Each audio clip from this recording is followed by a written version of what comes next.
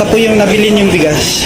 Hindi na yung pamabaho. Pagkain na ito ng hayop eh.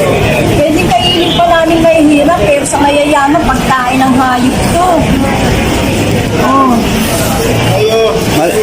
Maitim po ba? May tim na, may amoy pa. So kapag inugasan namin ito, nadurog na.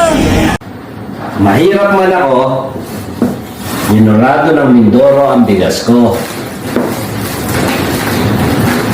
Kahit ano, may ulam ko. Kahit burong kamyas, mantika, at asin.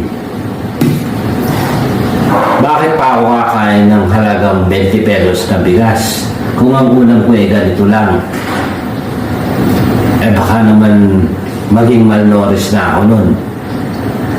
Diba? Kahit sa bigas lang, wala ka mang ulam, bumawi-bawi ka naman. Hindi yung tig-20 na pambaboy lang. Bye.